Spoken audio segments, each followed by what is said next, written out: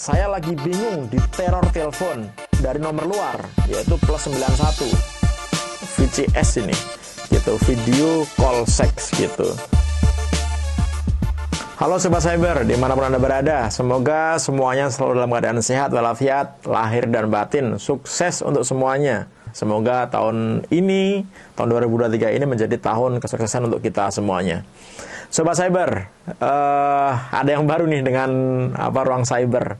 Kita bikin studio baru, pindah studio gitu. Jadi kita studio yang lama kita pakai untuk podcast. Nanti kita akan sering melakukan podcast. Studio yang baru ini kita buat konten edukasi seperti biasa, literasi digital seperti biasa. Nah, karena ini adalah tempat baru, kita juga akan membahas hal yang baru. Apa hal yang baru? Kita akan membahas pertanyaan-pertanyaan dari para sobat cyber yang sudah menonton konten kita gitu. Banyak ternyata pertanyaan-pertanyaan itu dan cukup menarik untuk dijawab gitu. Oleh karena itu, mari dalam konten kali ini kita membahas pertanyaan-pertanyaan sobat cyber dan saya akan berusaha untuk menjawab begitu. Kalau misalkan ternyata tidak terjawab atau masih kurang, silahkan nanti di komen lagi begitu.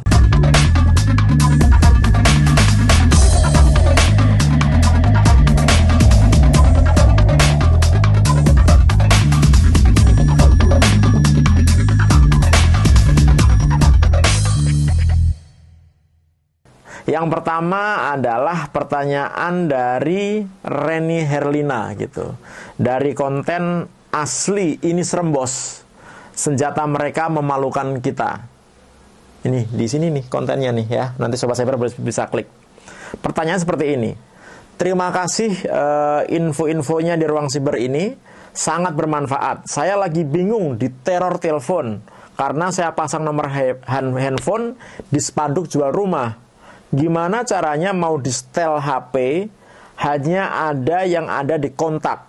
Kan saya perlu jual rumah. Di los semua nomor masuk. Ya banyak yang telepon, cuma kering-kering aja dibuka tanpa suara. Itu nomor kartunya mungkin berurutan sampai banyak mungkin ya gitu. Nah, begini untuk Mbak Reni Herlina gitu atau Ibu Reni Herlina gitu. Memang kalau kita mempublikasikan nomor handphone kita di ranah publik, misalkan di spanduk atau kita iklan di internet atau kita iklan dimanapun gitu, pasti akan banyak orang-orang yang memanfaatkan nomor kita ini gitu dengan tidak seperti mestinya gitu. Artinya apa? Mungkin ada yang serius bertanya, ibu jual rumah, di mana rumahnya dan lain-lain begitu. Tapi ada juga yang suka iseng-iseng gitu. Banyak sekali orang-orang iseng gitu. Nah, bagaimana cara mencegah hal ini? Jadi begini, Mbak Reni Herlina gitu. Kalau misalkan yang Anda harapkan itu adalah telepon dari nomor-nomor yang ada di kontak saja, Anda bisa menggunakan phone blocker gitu. Jadi banyak aplikasi phone blocker gitu. Kita juga sudah membahas di konten kita, bisa dicek di sini gitu. Yang bisa membatasi orang-orang yang mau mengontak kita gitu. Sehingga ketika ada nomor yang asing masuk ke nomor kita, dia tidak akan membuat telepon kita berdering gitu. Sehingga kita tidak terganggu, hanya nomor-nomor kontak yang ada di dalam phone book kita saja yang bisa menghubungi kita gitu. Tetapi tentu saja ketika Mbak Reni mau jualan rumah kan pasti banyak orang-orang lain juga yang nggak tahu itu siapa, nomor baru gitu, yang tidak terregistrasi di nomor kontaknya Mbak Reni pengen nelpon juga. Kan jadi malah repot gitu. Nah, alternatifnya adalah dengan phone blocker itu nanti Mbak Reni cari aplikasi yang ada historinya gitu. Jadi nanti Mbak Reni bisa ngecek nomor telepon mana saja yang nelpon atau nomor telepon mana saja yang SMS begitu atau yang mengirimkan nomor WA gitu yang nanti bisa ditindaklanjuti oleh Mbak Reni untuk di callback gitu. Karena kalau kita mau menghindari nomor yang tidak kita kenal ke nomor handphone kita, yang nge-call ke nomor handphone kita, ya memang jalan satu-satunya menggunakan phone blocker itu gitu. Jadi ini aplikasi yang bisa di-download di iPhone atau di Android gitu. Jadi dan banyak yang free juga kok. Kalau mau tahu lebih detail gitu, nanti bisa kontak ke Ruang Cyber gitu, bisa ke Japri atau DM ke medsosnya Ruang Cyber. Nanti akan kita beritahu aplikasi apa yang kira-kira cocok yang dipakai untuk Mbak Reni. Untuk yang kedua, ini dari Mas atau Bapak Abon Suhantika gitu, dari konten ini yang membuat WA auto diblokir. Simak dulu. Nih di sini nih kontennya nih, boleh dicek Sobat Cyber. Pertanyaan begini, Pak, izin bertanya, kenapa ya dari tadi siang HP saya ada yang nelpon atau chat WA dari nomor luar, yaitu +91, dan itu tidak berhenti-berhenti. Nomornya juga berbeda-beda. Mohon penjelasan dan solusi. Jadi begini, Pak Abon Suhantika, ini adalah masalah yang banyak dialami oleh masyarakat kita juga di Indonesia ini, terutama para pejabat, tokoh publik, kemudian artis, jurnalis, dan orang-orang penting lainnya gitu. Ini jangan-jangan Pak Abon Suhantika ini orang penting juga nih gitu, yang karena posisinya atau karena ada permasalahan pribadi gitu, atau memang ada masalah lain gitu, membuat nomor kita gitu itu ditarget untuk di spam, dikirimin spam gitu. Nah, spam itu bisa ngirim spam SMS, bisa spam telepon, bisa spam WA dan lain-lain gitu. Nah, kenapa kok bisa dari nomor luar? Ini belum tentu yang nelpon itu adalah nomor luar. +91 itu adalah nomor dari India gitu. Jadi belum tentu juga yang nelpon itu adalah orang India gitu. Bisa jadi juga itu orang Indonesia yang mungkin kenal dengan Pak Abon Suhantika. Karena tidak mau diketahui siapa yang menteror gitu, mereka membuat nomor luar ini gitu. Dan untuk membuat nomor luar negeri ini sebenarnya gampang sekali caranya. Nanti kalau Sobat Cyber atau Pak Abon Suhantika mau, silakan klik tulis di komen gitu, nanti akan kita bahas. Membuat nomor luar negeri ini gampang sekali. Kita mau nomor India kayak, kita mau nomor Inggris kayak, kita mau nomor Amerika kayak, atau nomor negara-negara lain, itu gampang sekali dan free gitu. Ada yang free-nya, yang berbayar juga ada gitu. Nah, orang-orang memanfaatkan karena ini free gitu, sehingga mereka bisa membuat nomor sebanyak-banyaknya, digunakan untuk registrasi WA, digunakan untuk nelpon, digunakan untuk SMS dan lain-lain gitu, karena free ya gitu. Dan itu digunakan untuk menteror gitu, digunakan untuk nelpon, digunakan untuk mengganggu gitu. Yang mereka harapkan adalah itu tidak ketahuan siapa sumbernya gitu. Jadi nanti Pak Abon Suhantika atau Mas Abon Suhantika coba cek kira-kira siapa ya yang punya masalah dengan saya gitu. Nah, kemudian bagaimana mencegah hal ini gitu? Caranya gampang sekali gitu, sama seperti Mbak Reni Herlina tadi gitu. Pasang aja call blocker gitu.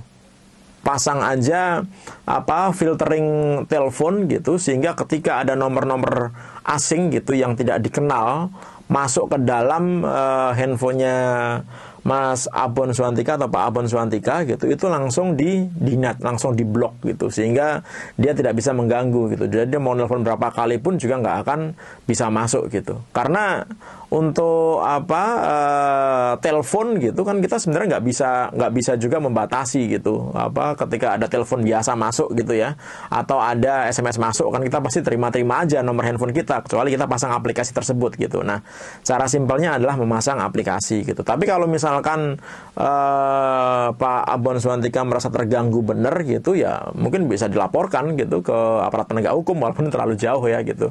Tapi kalau ganggunya keterlaluan gitu, ya bisa dilaporkan gitu. Apalagi kalau misalkan orang ini mengancam-ngancam gitu, ngirim WA atau ngirim SMS yang isinya ancaman gitu. Nah, itu mungkin bisa kita laporkan gitu. Tapi untuk langkah simpelnya, gunakan call blocker gitu, atau filtering telepon atau SMS. Nah, kalau mau juga nanti kita bahas, silahkan. Nanti Mas Abon atau Pak Abon nulis di komen, kita akan bahas di sesi selanjutnya. Kemudian yang ketiga, dari Denny Rafasa gitu. Konten aplikasi chatting terbaik dan aman buat kalian ada di sini ya. Aplikasi chatting terbaik dan aman buat kalian. Nih, klik nih boleh kalau mau ngelihat gitu. Pertanyaan cukup panjang nih. Selamat malam, Bang. Saya mohon bantuannya, berawal dari aplikasi Twitter, berlanjut ke WA, awalnya minta KTP untuk jaminan, tetapi saya tidak kasih KTP. Dan saya diminta bayaran setelah bayar di ATM, video call. Tapi Setelah itu saya diancam dan saya diperas, dan anehnya dia tahu nama saya dan tahu nama istri saya, Bang. Mohon bantuannya. Oh, Mas Denny Rafasa gitu. Pak Denny atau Mas Denny Rafasa ini terjerat VCS ini gitu, video call sex gitu. Jadi dari Twitter kemudian lanjut ke WA, dari WA itu kemudian ngomong-ngomong, ngobrol-ngobrol gitu, kemudian dimintain KTP gitu kan untuk mungkin si cewek palsunya itu yang sebenarnya mereka adalah gerombolan gitu, penjahat gitu, ngakal-ngakalin, oh ini supaya kita terjamin gitu, kita minta KTP-nya gitu. Nah, untung Pak Denny Rafasa ini tidak memberikan gitu. Nah, kemudian karena nomornya sudah ada, ya kan? Karena nomornya sudah ada, kemudian ternyata disuruh bayar ke ATM gitu, kemudian melakukan video call. Saya yakin video call yang dilakukan itu sebenarnya video call seks itu, mereka tidak menggunakan orang beneran. Mereka menggunakan file video gitu. Jadi untuk sobat cyber semuanya, jangan pernah melakukan VCS ya.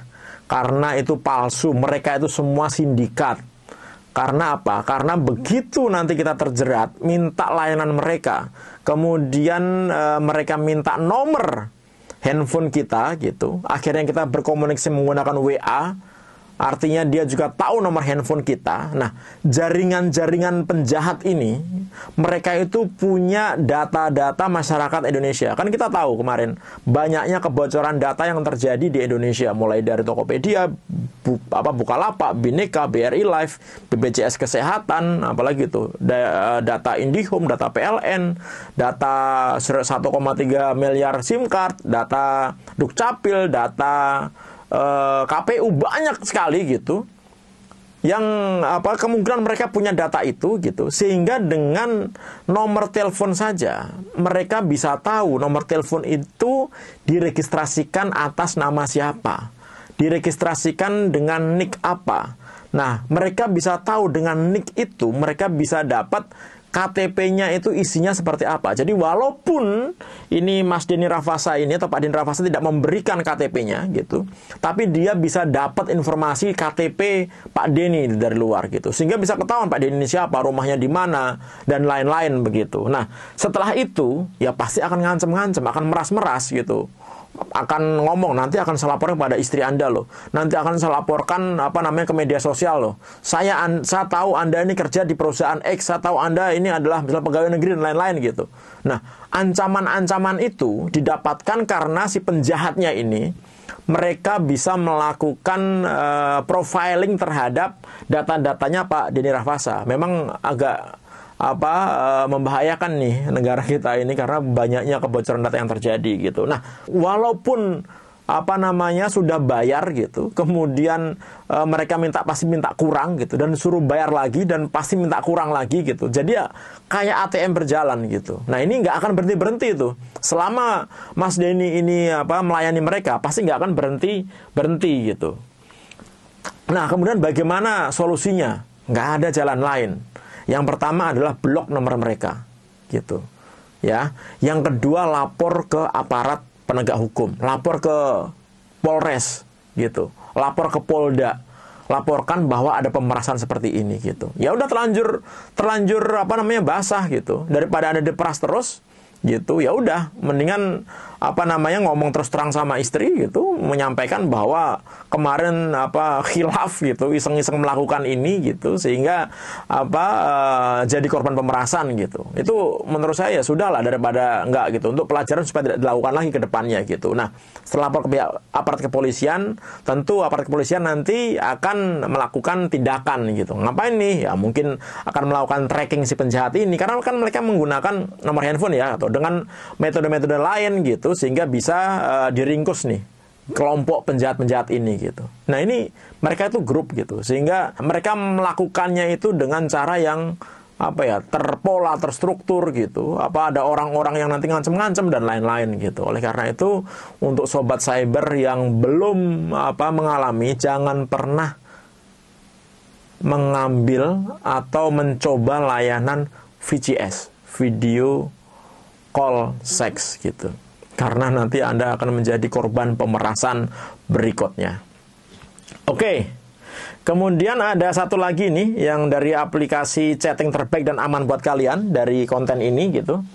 Dari Ernustina Christina Nyaledo de Lopez gitu. Namanya panjang banget ini. Saya panggil Mbak Christina aja ya. Tolong info untuk mengetahui bahwa HP kita disadap. Tolong info, thanks gitu. Nah, ini banyak juga pertanyaan gitu yang sering ditanyakan ke saya gitu. Bagaimana kita tahu bahwa handphone kita ini disadap gitu. Nah, kita harus membedakan ini ada macam-macam alat sadap. Kalau alat sadapnya itu adalah alat sadap yang jenisnya lawful intercept. Lawful intercept itu adalah alat sadap yang digunakan aparat penegak hukum, digunakan pemerintah, digunakan KPK, digunakan aparat intelijen gitu untuk melakukan penyadapan ke kita. Karena lawful, mereka langsung connect ke operator. Jadi mereka connect ke Telkomsel, connect ke Indosat, connect ke XL dan lain-lain gitu. Mereka ada koneksi langsung gitu. Dan mereka melakukan intersepsi di central communication-nya gitu. Sehingga ketika kita disadap, kita ini nggak akan merasakan apa-apa. Ya.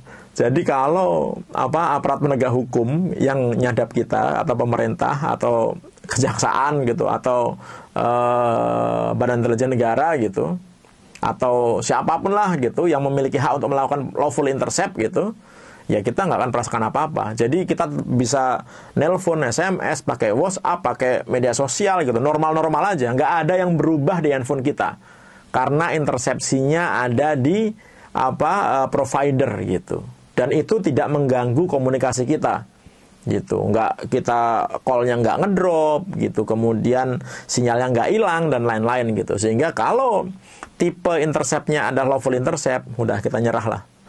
Kita nggak bisa melakukan apa-apa.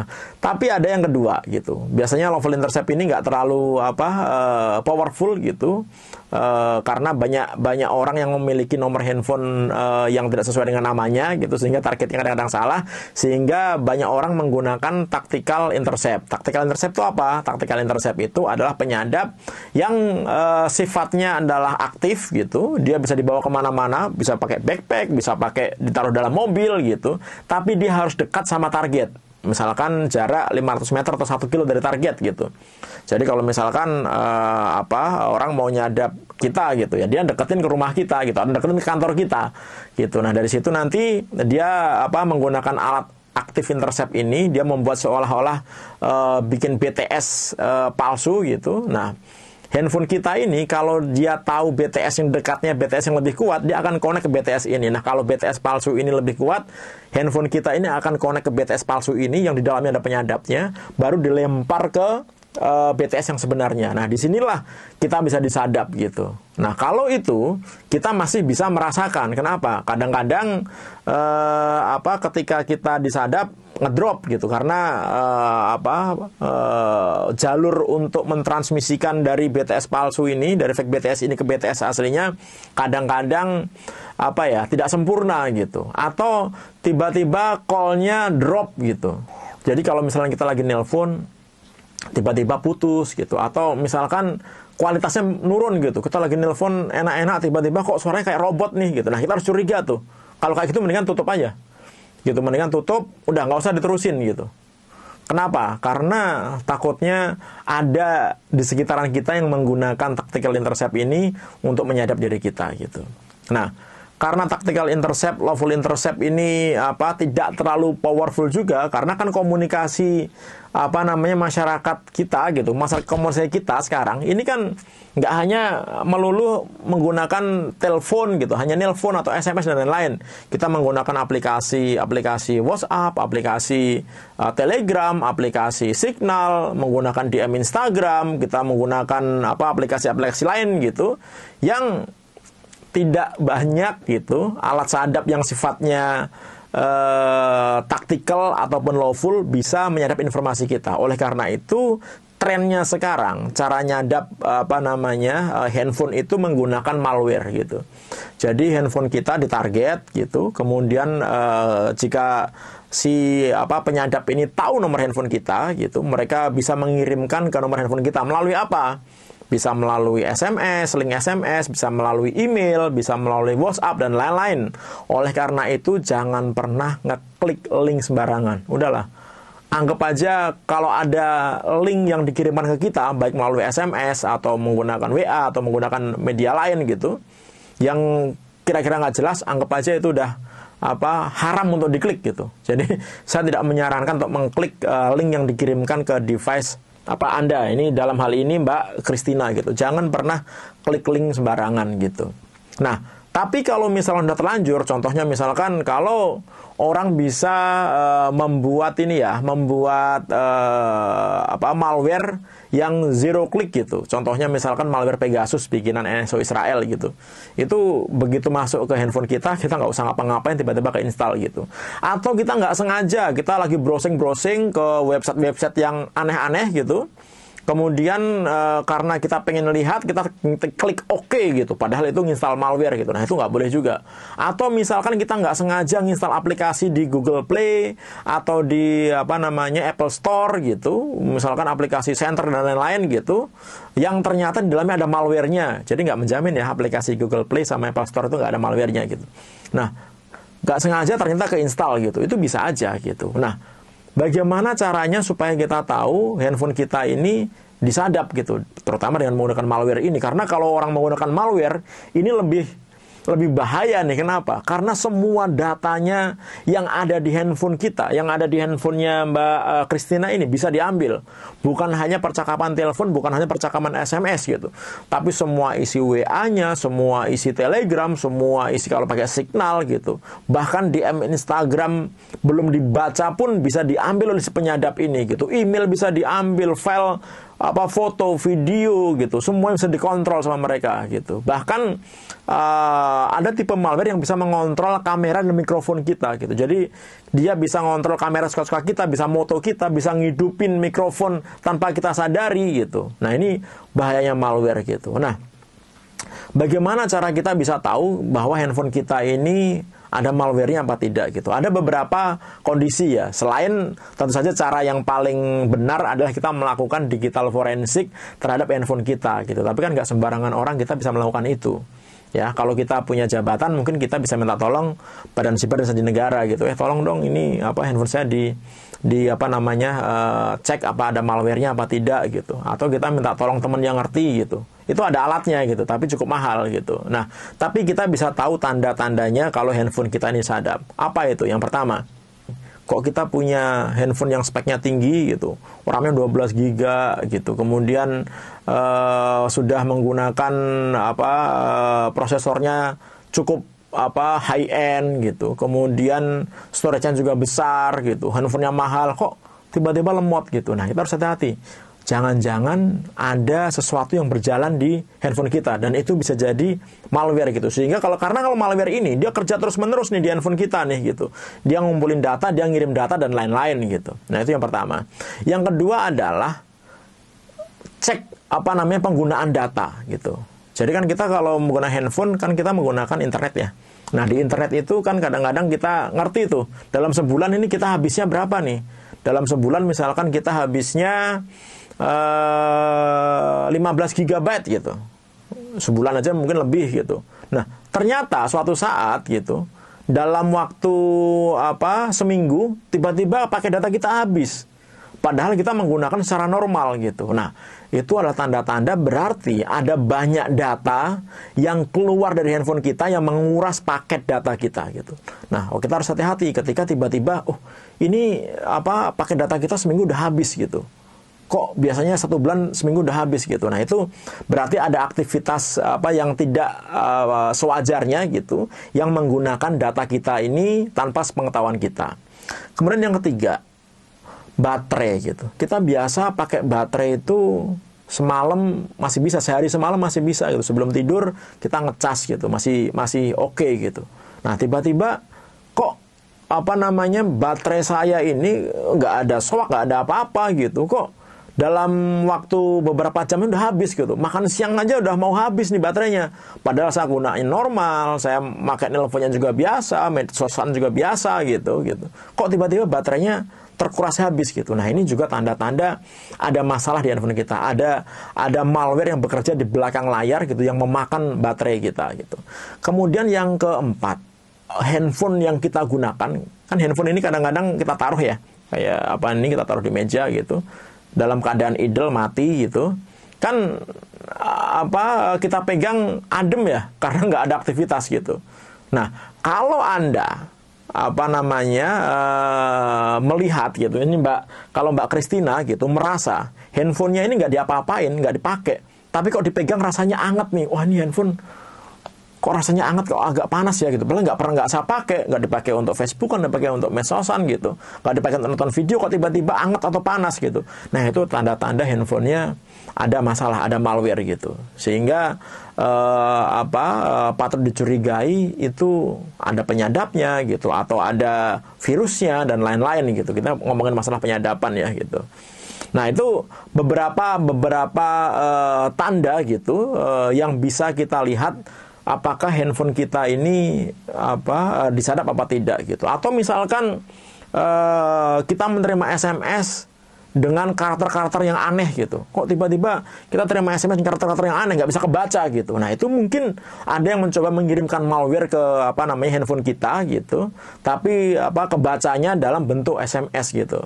Sehingga itu gagal, mungkin akan dikirimkan lagi gitu. Nah, itu hati-hati kalau kita mendapatkan SMS gitu dengan karakter-karakter yang aneh gitu. Atau handphone kita sering banget hang atau misalkan restart sendiri gitu. Nah, itu hati-hati juga gitu, karena biasanya kita pakai handphone normal-normal saja gitu, kita nggak pernah restart gitu. Mungkin seminggu sekali kita restart, dan restartan pun kita manual, mungkin karena ada masalah di beberapa aplikasi, kita coba restart gitu. Tapi kalau handphone yang suka restart sendiri, itu hati-hati, itu tanda-tanda handphone kita disadap atau ada malware-nya gitu.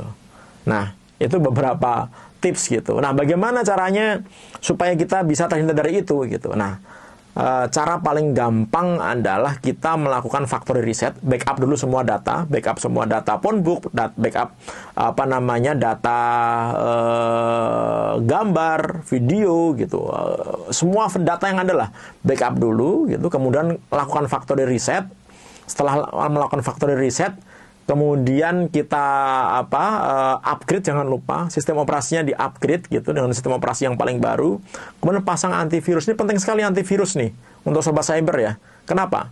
Karena antivirus ini yang akan melindungi handphone kita ini dari serangan-serangan malware seperti yang tadi saya sebutkan gitu.